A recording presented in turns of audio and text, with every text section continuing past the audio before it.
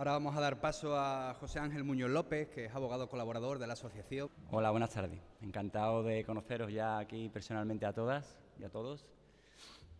Como bien dice, la colaboración que tengo con la asociación, con Afibros, es de hace cuestión de 2 o 3 meses. Algunos de vosotros, no sé si estáis aquí presentes, ya ha contactado conmigo. De momento han sido bien consultas telefónicas o bien en la misma sede de Afibrose, donde para que vosotros podáis tener un mejor acceso a este servicio, pues solemos quedar con los asociados. Bueno, mi ponencia o mi exposición va a ir sobre la incapacidad laboral y la fibromialgia. Espero ser ameno, cosa difícil siendo el tema este jurídico, ¿no? Sobre todo después también de la exposición que ha hecho aquí Paz. Y bueno, intentaré ser breve, utilizar un lenguaje que más o menos podáis todos entender y que básicamente, pues, al finalizar, pues, aclaremos aquellas dudas o aquellas cuestiones que tengáis interés. Bueno, empezamos, por tanto, entonces, antes de empezar, simplemente comentar a título introductorio que sería necesario que todos tuviéramos en cuenta que la incapacidad laboral se protege o queda cubierta en el sistema español, el sistema de ordenamiento jurídico español, a través de la Seguridad Social, ante la cobertura que la Seguridad Social establece o ofrece al trabajador que esté de alta o que esté en un estado o en una situación asimilada al alta, es decir, en definitiva, un trabajador que esté cotizando la prestación para una persona trabajadora que tenga una incapacidad laboral. Intentaremos ver qué relación o qué nexo de unión está entre la normativa general de esa seguridad social, de esa acción protectora de la seguridad social, con el tema concreto de la fibromialgia. Adelanto que es una relación bastante conflictiva, bastante compleja, que poco a poco parece que se va uniendo, se va acercando, pero que hoy por hoy sigue siendo bastante complicado que, por ejemplo, un trabajador que padezca esta enfermedad pues pueda conseguir una incapacidad permanente absoluta. No digamos en gran invalidez, pero absoluta, muy complicado. Total, parece que va avanzándose en ese sentido más que en la absoluta. Antes Paz me comentaba, antes de empezar, si sabía o si conseguía, ¿cómo era la pregunta? Si conseguía que un trabajador con fibromialgia o una trabajadora consiga una invalidez o una incapacidad permanente, si un monumento, pues por lo menos la absoluta sería para ponerlo, porque actualmente la situación está bastante complicada.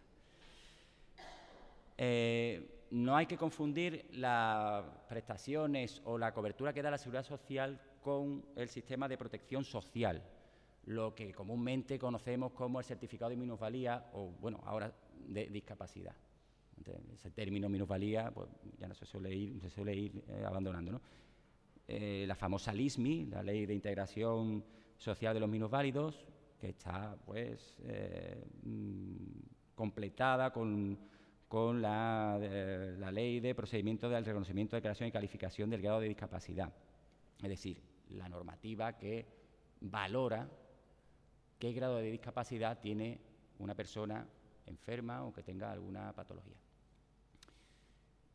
Aquí existen una serie de coberturas o de prestaciones que básicamente pues, podemos resumir en beneficios fiscales, en el IRPF, una persona o en la declaración de la renta, todo, bueno, hay una posibilidad de que si tienes a cargo una ascendiente mayor de 65 años que tenga un grado de discapacidad, lo puedes o tiene un tratamiento fiscal favorable para el que presenta la declaración.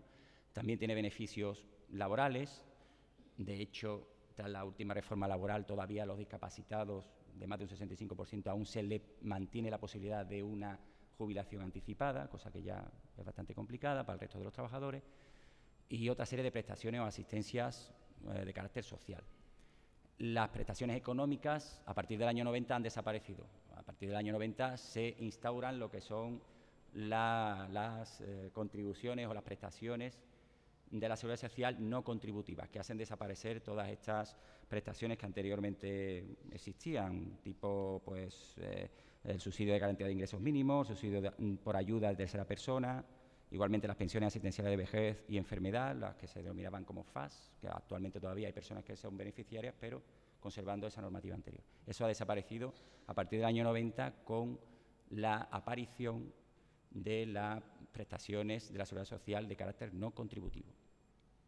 Entonces, entrando ya en lo que es el régimen del Sistema Nacional de la Seguridad Social, como digo, habría que hacer esa clasificación de dos partes, la faceta no contributiva y la contributiva. Creo que todos más o menos sabemos quién puede optar a una u otra. A la contributiva será aquella persona que cumpla los requisitos de cotización que la ley establece en los periodos previos al hecho causante de la prestación, mientras que la no contributiva, por defecto o por eliminación, pues son todas aquellas personas que no han cotizado nunca o que han cotizado por debajo de esos límites establecidos para el sistema, para la prestación contributiva de la Seguridad Social. No me voy a detener mucho en el tema de la no contributiva, salvo para decir que la clasificación o las clases de no contributivas, del nivel no contributivo de este sistema de la Seguridad Social, serían la pensión de jubilación, la pensión de invalidez y la pensión de hijo a cargo. Obviamente interesa la de invalidez y interesa básicamente para comentaros que ya nos encontramos aquí con la primera disociación entre la fibromialgia y el sistema o la normativa del ordenamiento jurídico. ¿Y cuál es el primer obstáculo jurídicamente hablando? El tema de la valoración. La valoración para una prestación no contributiva se ha de realizar a través de los equipos de la Consejería de Igualdad y Bienestar Social. Son equipos evaluadores que se basan en ese decreto de clasificación, el procedimiento de reconocimiento, declaración y calificación del grado de discapacidad. ¿Qué ocurre? Que aunque la Organización Mundial de la Salud reconoce a la fibromialgia como una enfermedad como tal, a la hora de la valoración, estos equipos no la valoran como tal. Valoran al trabajador, valoran al paciente, a la persona, al solicitante de esta prestación, en base a las otras, a la sintomatología que acompaña a la fibromialgia, a los otros síntomas, ya sean psíquicos, ya sean de dolor, ya sean de cansancio. Bueno, ya aquí Paz ya nos ha ilustrado acerca de esa posibilidad que puede ir acompañando a la fibromialgia. ¿Con ello qué quiero decir? Pues que es muy difícil que se llegue a ser beneficiario de la prestación no contributiva de la Seguridad Social única y exclusivamente por la fibromialgia. Para ser beneficiario de esa prestación se ha de llegar a un 65% de discapacidad. Valorando a lo alto esas otras patologías, otros síntomas que suelen ir acompañando a la fibromialgia, se llega al 45 al 50% de discapacidad, con lo cual no podríamos entrar en esta prestación de carácter no contributivo de la Seguridad Social. Salvo casos concretos que igualmente la jurisprudencia establece. Es decir, en el caso de la fibromialgia hay que tener en cuenta que no hay un criterio general, ya adelanto, no hay un criterio general que en los juzgados sirva para decir este señor o esta señora tiene fibromialgia, por tanto le pertenece tal grado de minusvalía. Eso es inexistente, de discapacidad, eso es inexistente, eso no existe actualmente.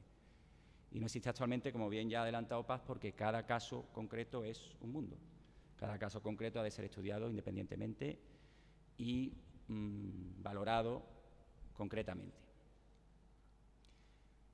Dicho esto sobre las no contributivas,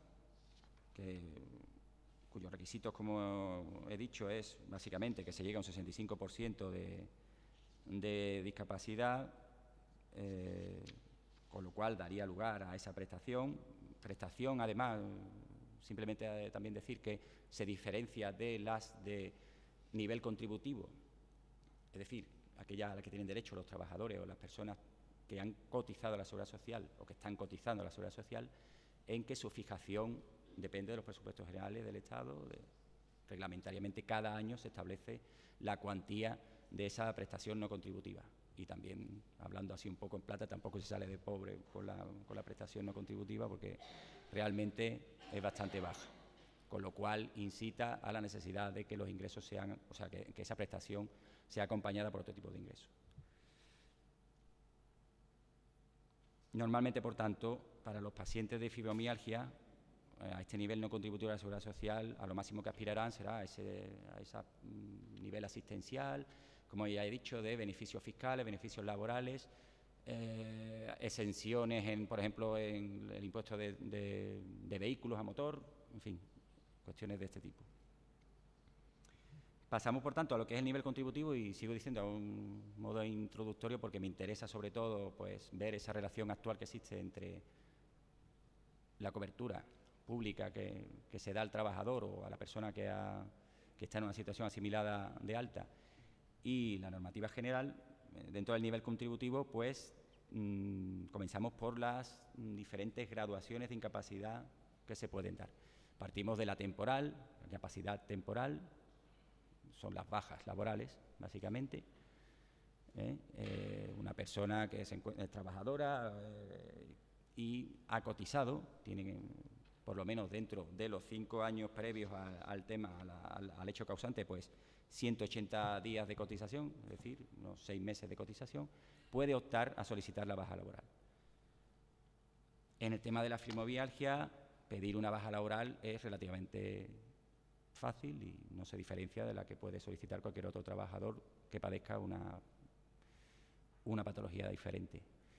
El tema que nos encontramos con la IT, la incapacidad temporal, la baja laboral, es que cada vez más la inspección médica incita u ordena, o por lo menos esa es la impresión que tenemos, que es una cosa que se está repitiendo mucho, al médico de cabecera el alta médica de la paciente, como hemos dicho, normalmente son pacientes. El PAZ nos ha explicado muy claramente la proporción que hay entre la paciente y el paciente de fibromialgia. Entonces, cada vez se está dando más la cuestión de que la inspección médica, de unos 2 o 3 años para acá, obliga al médico de cabecera a darle el alta médica. Con ese alta médica se puede impugnar, se puede reclamar. Existe incluso un procedimiento laboral, una reclamación previa, hay que agotar la vía administrativa y posteriormente se puede acudir a los tribunales de lo social, que son los competentes en esta materia, como en toda la relacionada con la incapacidad. Existe un proceso preferente, rápido, pero normalmente no da mucho éxito, no tiene mucho éxito. Punto 1, como digo, la baja laboral para un paciente de fibromialgia es bastante breve. Y punto 2, normalmente en el 100% de los casos se da una baja por contingencia común, es decir, por enfermedad común. Nunca, son contadísimos los casos dentro de la multitud de casuística que hay, que se haya dado una baja laboral o una incapacidad permanente por contingencia laboral, es decir, por accidente de trabajo o por enfermedad profesional. Es muy difícil hasta el punto que es casi inexistente. Es muy difícil, sobre todo porque la jurisprudencia, además, así lo establece en la mayoría de las sentencias de su doctrina, la incapacidad permanente o la baja laboral por razón o por contingencia profesional ha de ser causada exclusivamente por la enfermedad o por el accidente. Y hoy por hoy la fibromialgia no se entiende que cause una enfermedad o que cause un accidente laboral. Bueno, un accidente no, pero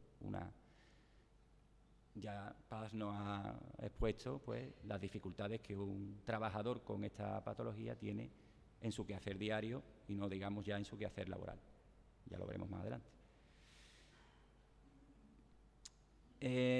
No se diferencia en cuanto a la prestación económica de otro trabajador, es decir, la baja laboral, pues, desde el 4.º día hasta el día 20, en el caso de enfermedad común o accidente no laboral, pues se le retribuye al trabajador en el 60% de su base reguladora, a partir del día 21 el 75%.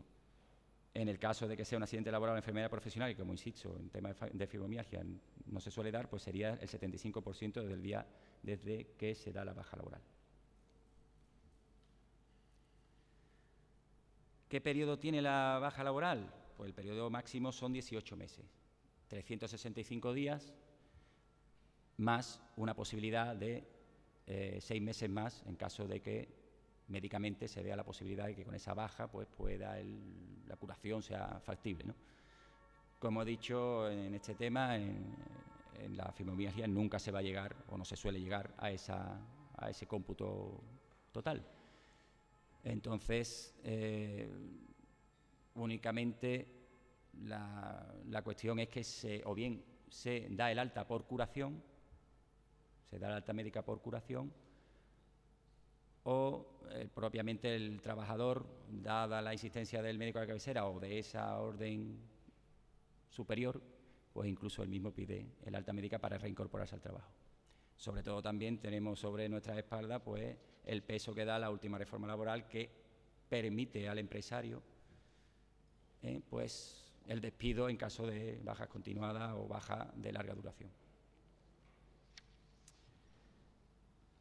Una vez pasado la primera fase de estas prestaciones contributivas a la seguridad social, la incapacidad laboral, o sea, la incapacidad temporal, pasaríamos ya a lo que conocemos como la incapacidad permanente.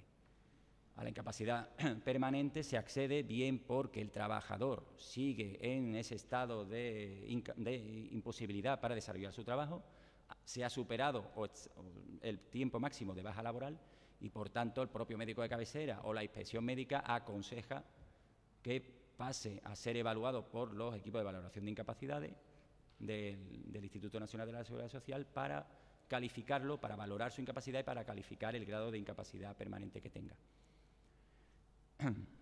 También el propio trabajador, ya en situación de alta médica, puede solicitar, motu propio, puede solicitar pasar por el comúnmente denominado tribunal médico. Es decir, los equipos de valoración de incapacidades o tribunal médico lo puede solicitar el propio trabajador en el caso de que se le haya dado alta médica.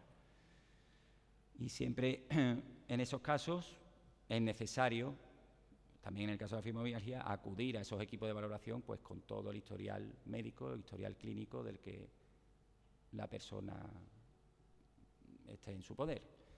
No solamente de la fibromialgia, sino de toda la sintomatología que padezca, de todas esas cuestiones que son paralelas o que acompañan a la fibromialgia. De todo, hasta lo más mínimo, puede ser válido a la hora de que el médico evaluador tenga en consideración en su informe de síntesis la incapacidad del trabajador.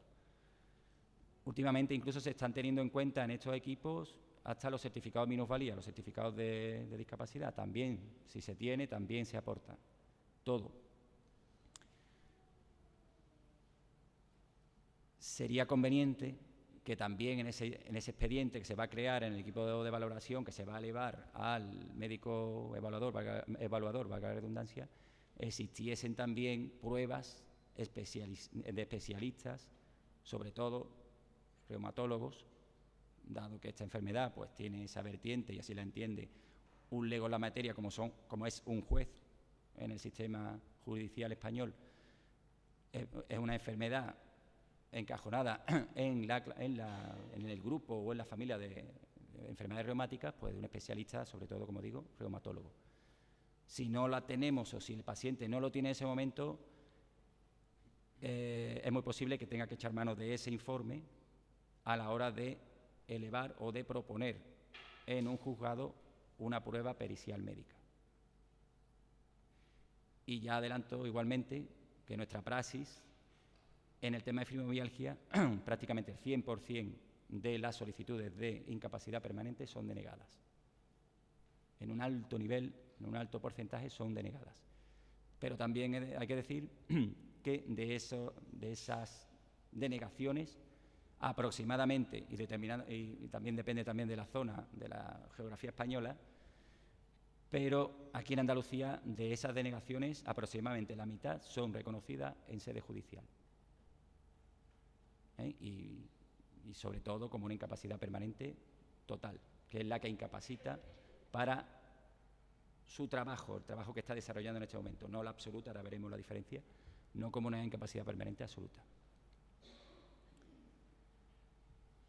La incapacidad permanente se encuentra recogida en la Ley General de la Seguridad Social, en el artículo 136, y básicamente las notas principales de una incapacidad permanente son que el trabajador, después de haber estado sometido a un tratamiento prescrito y de haber sido dado de alta médicamente, presenta reducciones anatómicas o funcionales, en el caso de fibromialgia es lo importante, o funcionales, de carácter grave, susceptibles de determinación objetiva, aquí veremos la disociación que hay entre la fibromialgia y el sistema de protección de la Seguridad Social, y previsiblemente definitivas que disminuyan o anulen su capacidad laboral. Por tanto, punto 1, las reducciones anatómicas o funcionales deben ser objetivables. Ahí también ya nos ha adelantado nuestra compañera la dificultad en este tema, en este asunto. Es decir, estas discapacidades o estas reducciones tienen que estar constatadas médicamente de una forma ineludible. Deben ser previsiblemente definitivas, es decir, incurables, irreversibles, y deben ser graves hasta el punto de que la discapacidad entre en una graduación entre el 33 y el 100%. Dentro de esa graduación, pues ya estaremos ante una incapacidad permanente parcial, una incapacidad permanente total o una incapacidad permanente absoluta o, en el último de los casos, en una gran invalidez. Bien, la incapacidad permanente parcial pues sería aquella incapacidad en que el trabajador pues tiene unas secuelas permanentes no invalidantes, es decir, el trabajador puede seguir desarrollando su trabajo, su puesto de trabajo lo puede desempeñar sin ningún tipo de problema y da lugar o da derecho a una indemnización a tanto alzado, es decir, pago único de 24 mensualidades, tomando como referencia su base reguladora, su base de cotización. Los requisitos: tener menos de 65 años, estar dado de alta, o sea, estar afiliado y en alta, en situación similar de alta, es decir, estar cotizando. Y, como adelanté anteriormente, tener un periodo de cotización dentro de los 10 años inmediatamente anteriores a la extinción de la baja laboral de 1.800 días. En el caso de enfermedad común, en el caso de accidente de trabajo o de enfermedad profesional no hace falta un límite mínimo de cotización. Si se pone mal uno al día siguiente del trabajo y se le califica como una incapacidad permanente parcial, pues tiene derecho a la prestación. En segundo lugar, la total, que sería, como he dicho anteriormente, la que invalida para el desarrollo de la profesión que actualmente está desarrollando. En este caso, la pensión que da lugar es al 55% de la base reguladora, a un 55% de la base reguladora. Puede estar cualificada un 20% más, se metería, por tanto, en un 75% en caso de los trabajadores mayores de 55 años, a los cuales se le presume una mayor dificultad para reinsertarse o para buscar un nuevo trabajo, un trabajo que acompañe o que complemente dicha pensión. El cálculo de la base reguladora es bastante compleja. Ya si queréis más adelante o después en las preguntas, pues se puede activar un poco, pero necesita de un cálculo dependiendo de la edad del trabajador, si es mayor o menor de 31 años, e igualmente si el hecho causante de la incapacidad es por enfermedad común o contingencia común o por un accidente laboral o enfermedad profesional. La absoluta, la incapacidad permanente absoluta, es la que imposibilita para cualquier tipo de trabajo, es decir, el trabajador que se califica o se clasifica por un equipo de valoración de incapacidades con una incapacidad permanente absoluta no puede desarrollar en teoría ningún tipo de trabajo. La base, o sea, la prestación será del 100% de la base reguladora. Igualmente hay una serie de cálculos para el cálculo de esa base reguladora, que son bastante complejos, pero le quedaría al 100%. Hay una posibilidad, se puede acceder a la incapacidad permanente absoluta en caso de, o en situación de no alta, es decir, en una situación en la cual la persona no esté cotizando en ese momento. En el caso también que sea enfermedad común o accidente no laboral, pero en ese caso es necesario que haya tenido un periodo de cotización de 15 años y que dentro de los 10 anteriores, de esos 15 años, 3 estén comprendidos en los 10 años anteriores, inmediatamente anteriores al hecho causante. Por último, la grave invalidez, que es igual que la absoluta, pero se le da en aquellos casos de que la persona no puede incluso valerse para lo que son sus quehaceres cotidianos, necesita la ayuda de una tercera persona, y en este caso la prestación pues está incrementada en un 45% sobre la prestación que correspondería por una incapacidad permanente absoluta. Hemos expuesto, por tanto, lo que es la cobertura que el ordenamiento jurídico, la protección que el ordenamiento jurídico laboralmente otorga al trabajador o a la persona que ha sido trabajadora y que sea paciente de la fibromialgia. Vamos a ver qué relación existe actualmente con la realidad, con la práctica normal, lo que encontramos hoy día en un despacho de abogado cuando una persona que es paciente de fibromialgia pues muchas veces acude y nos dice taxativamente que es que no puede ir a trabajar, que le es imposible acudir al puesto de trabajo. En ese caso, muchas veces incluso viene ya con la amenaza por parte de su médico de cabecera de que la baja ya mismo se va a acabar. Entonces, en estos casos, aparte de informarles de las posibilidades que existen o de las posibilidades que el sistema les da, esta persona la única posibilidad que tiene, y como ya he adelantado anteriormente, es hacer valer sus derechos ante los juzgados. En la mayoría de los casos tiene que acudir a la sede judicial para que se le vean o con una esperanza de que esta persona sea calificada como con una incapacidad permanente. Y digo esto por lo que anteriormente he dicho, la incapacidad laboral, la baja laboral, se suele incluso acabar en 2 meses, en 1 mes, incluso en semanas, muchas veces, como he dicho, por imperativo de la inspección médica evaluadora. A esta persona se le da la alta médica y no puede ir al médico de cabecera para que le dé una nueva baja, por cuanto esa alta médica le ha sido dada por curación, y así lo establece la resolución que le viene del equipo de valoración. Puede impugnar el alta médica, pero para ello tendría que aportar nueva documentación médica, lo cual es bastante complicado, porque con esa misma documentación que tiene es la que ha servido para que el médico de cabecera primeramente le dé la baja y ante la insistencia del paciente vuelva a recabar el informe del equipo de valoración y vuelvan a decirle que no, que esta persona ha mejorado en su estado y por tanto es necesaria la alta médica.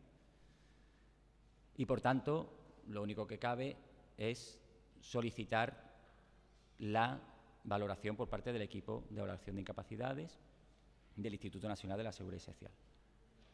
Esta valoración, como he adelantado anteriormente, es bastante complicada. El expediente va a reunir toda la información que el propio paciente dé a ese equipo, por tanto, insisto en la importancia de que el paciente acuda con toda la documentación médica de la que disponga. Ya importa poco, iba a decir, importa mucho el tiempo transcurrido desde que se le diagnostica la fibromialgia. Es más, jurisprudencialmente se está teniendo muy en cuenta el tiempo transcurrido desde que a esta persona se le diagnostica que es paciente o que sufre la fibromialgia, por cuanto se está teniendo muy en cuenta que a pesar de los tratamientos paliativos, de los cuales ya también nos ha informado la compañera, el problema sigue, la enfermedad está ahí latente, le imposibilita no solamente laboralmente, sino en lo que es el día a día de su casa. Toda información es poca para este equipo de valoración. No obstante, es aconsejable que la persona, si intenta o inicia el trámite administrativo o posteriormente el trámite judicial para que se le declare una incapacidad permanente, acuda, eso sí, importante, a un especialista. Un especialista que nosotros entendemos que en este caso es un reumatólogo, una reumatóloga, en este caso, que pueda diagnosticar o que pueda emitir un informe con peso específico, individualizado, con todo el historial, si es posible con el seguimiento que a esta persona se le ha hecho, con la valoración, la interpretación, la explicación lo más exhaustiva posible de la sintomatología que tiene el paciente o la paciente, principalmente la paciente, y que, llegado el caso, esa persona, ese especialista, ratifique dicho informe en sede judicial. Eso es importantísimo.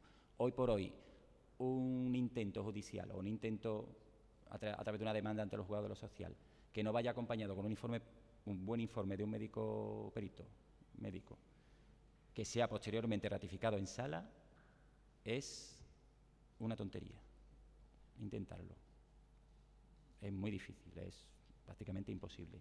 Tenemos que tener en cuenta que la persona que va a juzgar, que va a interpretar, que va a evaluar lo que se le diga por las dos partes, por un lado la Seguridad Social con su letrado y por otro lado el paciente con el suyo, lo va a hacer en base a la inmediatez, a la oralidad, a lo que vea en sala, a lo que vea en el juzgado. Y ahí cobra importantísima relevancia lo que diga nuestro perito, nuestro médico perito. El informe tiene que comprender, pues, como digo, toda esa, no sé si el término es el más adecuado, toda esa retahíla de padecimientos, de sufrimientos, de historia que ya sea 10 años antes, 15 años antes, 6 años antes, esta persona está sufriendo, está padeciendo. Y posteriormente tiene que ser una persona, un perito médico que explique bien al juez, que es lego en la materia, que en definitiva no es médico, que no sabe de lo que le están hablando la mitad de las ocasiones, le explique bien lo que esta persona, lo que su paciente, no esta persona que está ahí sentada en el banquillo, sino la que su paciente, la paciente de esa reumatóloga o de ese especialista, tiene en el cuerpo, por así decirlo. Hay que tener en cuenta que al juzgado llega el expediente administrativo, el expediente del equipo de valoración con el informe de síntesis. El informe de síntesis ya cada vez menos, pero tiene una importancia total, o ha tenido una importancia total para los jueces. Está emitido por un médico de la pública, del sistema público de sanidad. Se le presume objetividad. Otra cosa sería delictivo, incluso, si me apuráis, pero se le presume objetividad. Se le presume, igualmente, eso, la ausencia total de interés subjetivo en que esa persona consiga o no una incapacidad permanente. Ese informe de síntesis, a pesar de tener esas cualidades, es susceptible de error, es susceptible de no estar bien fundamentado, es susceptible de pasar por alto las pruebas de descarte que se le hayan practicado a esa paciente. Las pruebas de descarte, una radiología, cualquier otra prueba va a salir en un paciente de fibromialgia normal, con unos parámetros estándar. Precisamente por esa normalidad de esas pruebas de descarte, a esa persona se le diagnostica la fibromialgia. Ya aquí nos ha expuesto claramente cuáles son los síntomas, cuáles son. Entonces, a ese juez, a esa jueza, hay que hacerle ver que a pesar de la actual ignorancia aún de las causas de la fibromialgia, se le ha de hacer ver bien cuáles son las imposibilidades que le da a esta persona, el carácter de incapacidad que le provoca a esta persona. Por eso tan importante, como digo, rebatir ese informe de síntesis, que en muchos casos, si no es así, como digo, con un buen informe perito y con una ratificación del mismo en sala, no conseguiremos rebatir. No obstante, a pesar de esto, ya os digo, los equipos de valoración de incapacidades casi siempre, si no va únicamente por el diagnóstico de fibromialgia de una persona, nunca va a reconocer una incapacidad permanente. Puede hacerlo si esa fibromialgia va acompañado con otros problemas de artrosis, de depresiones, de cuestiones psíquicas que acompañan a la fibromialgia, igual que al síndrome de fatiga crónica, en fin. Todo eso unido, todo ese cuadro diagnóstico, sí puede posibilitar una incapacidad. La fibromialgia por sí, per se, única y exclusivamente fibromialgia, hoy por hoy no da una incapacidad permanente.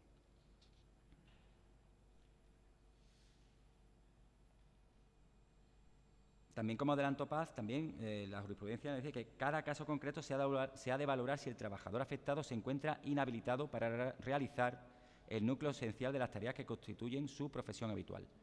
Hay que tener en cuenta que el equipo de valoración de incapacidades no es, por así decir, una consulta médica, no lo es.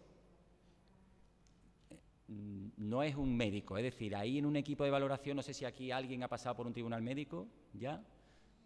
Pues tendréis la experiencia de que aquello se parece lo menos posible a un médico que te va a inspeccionar, que te va a examinar. Es más, muchas veces ni te examina, ni te mira. Como mucho te dirá, levante los brazos, súbase ahí, que para eso ya hablaremos después. También hay que ver cómo va uno, con qué predisposición va uno al tribunal médico.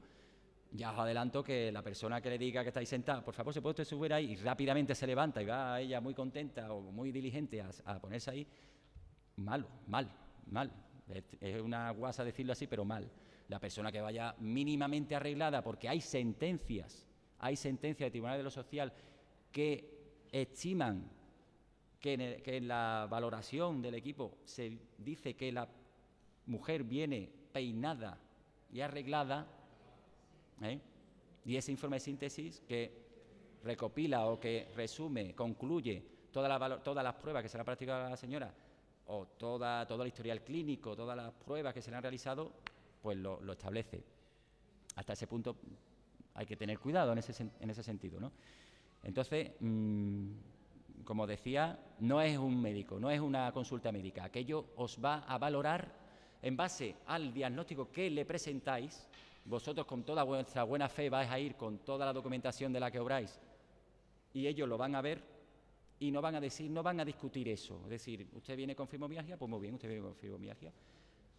La van a examinar, de aquella manera la van a examinar y lo que van a ver es si esa fibromialgia o toda esa sintomatología que la acompaña le va a imposibilitar o no para trabajar. Y si le va a imposibilitar para trabajar, ¿en qué grado? ¿En qué clasificación? Eso es lo que hace un equipo de valoración, ver con qué enfermedad llega o con qué sintomatología llega o con qué disfunción llega la persona y esa relación y la relación con el puesto de trabajo que actualmente desempeña o que estaba desempeñando. ¿De acuerdo? Entonces, eso es también una cuestión que tenéis que tener en cuenta. Voy terminando, no quiero cansaros más. El tema, quería haceros una exposición breve de lo que normalmente las sentencias hoy por hoy de los juzgados de lo social están teniendo en cuenta para denegar o para admitir una incapacidad permanente, por ejemplo, a modo simplemente de enunciado, como actitudes y comportamientos denegatorios de una incapacidad permanente en el tema de fibromialgia, son, por ejemplo, las dificultades que tiene un jurista para ponderar, lo que hablaba antes, para saber si eso da o no da incapacidad, da o no inhabilita a esta persona a trabajar o no. La consideración como segundo factor de la fibromialgia como enfermedad no deformante ni destructiva. También esa idea de que la fibromialgia, también como ha adelantado Paz, que no se te van a doblar los dedos mucho, esa idea también da origen a pensar al juez, lego la materia, repito, que esa persona está apta para trabajar. La inexistencia de lesión susceptible de determinación objetiva, es decir, actualmente no hay pruebas objetivas que puedan establecer que una persona sufre fibromialgia de una forma ineludible. Tan solo pues es una enfermedad que es de diagnóstico clínico, y aquí ella me podrá corregir si esa terminología es la correcta. Es una enfermedad de carácter clínico, es decir, en base a una serie de cuestiones que están muy alejadas de una radiografía, de una cuestión que puedan establecer que ineludiblemente esta persona sufre una patología concreta. Otra cuestión, ya adelantada igualmente, que hacen que los jueces echen para atrás una petición de incapacidad es el valor que le dan al informe médico de síntesis, el anteriormente citado. Incido aquí en la importancia de que el perito médico, pues, en sede judicial, pues, tenga su relevancia y todo el tema. Igualmente también un criterio que ha adelantado también Paz, es decir, los jueces también tienen muy en cuenta el beneficio que para un trabajador, o una trabajadora, mejor dicho, por la proporción que hay entre hombres y mujeres, que una trabajadora, el beneficio que a una trabajadora le da el acudir día a día a su trabajo. Entienden, efectivamente, y así está establecido por los especialistas en la materia, que una persona que sufre fibromialgia pero que acude a su puesto de trabajo tiene una llevanza mejor o más factible de esta cuestión y, por tanto, eso es causa muchas veces de que un juzgado no otorgue una incapacidad permanente. Y para terminar, razones favorables a una sentencia o a un dictamen judicial que nos dé una incapacidad permanente, pues existencia de dolor muscular permanente que no cede con medicación, lo que anteriormente los tratamientos, lo que os insistía anteriormente de la duración, la larga duración de la patología, y que a pesar de los tratamientos que se estén suministrando, pues no hacen bajar ese dolor muscular o esa sintomatología. La necesidad de realizar un trabajo con un mínimo de atención y dedicación. También nuestra experta nos ha dicho que eso es prácticamente imposible, que un paciente de fibromialgia tenga un nivel mínimamente aceptable de atención y de concentración para desarrollar su trabajo, ya sea un trabajo sedentario, que no tenga ningún tipo de esfuerzo, que sea de tareas leves. Es imposible. Hay casos de que, bueno, vosotros lo sabéis, pues, es imposible que se pueda mantener esa concentración. Compañero mío, no me ha dado a mí el caso, pero un compañero mío me relataba hace tiempo que tenía un cliente con fibromialgia que al salir del despacho era necesario anotarle en una nota lo que le había dicho, la documentación que le tenía que traer, porque es que saliendo del despacho ya le estaba diciendo que no se acordaba de lo que le había dicho. Entonces, eso también es un criterio que los jueces más y más están teniendo en cuenta para admitir una incapacidad permanente. La imposibilidad de realizar esfuerzo físico en el trabajo, obviamente. La credibilidad de los informes de especialistas que tratan al enfermo, que han tratado al enfermo, si no desde el principio, desde originariamente el diagnóstico de la enfermedad. El tratamiento médico infructuoso, a pesar del tratamiento que ha seguido, pues no hay mejoría. Y toda la patología concomitante con la fibromialgia, es decir, toda esa sintomatología de artrosis, problemas psíquicos, depresiones que pueden acompañar a una persona con fibromialgia. Es más, ese acompañamiento, pues desgraciadamente, es lo que hoy por hoy los jueces están teniendo muy en cuenta, aparte porque con ello ven la afectación, el grado de afectación que la fibromialgia y toda la patología que la acompaña, pues tiene a la hora de evaluar si una persona es apta o no para el trabajo. Y poco más, espero no haberos cansado mucho y a vuestra disposición para las preguntas que queráis realizar ahora en el turno que vamos a abrir, creo, ¿no? Nada, pues muchas gracias.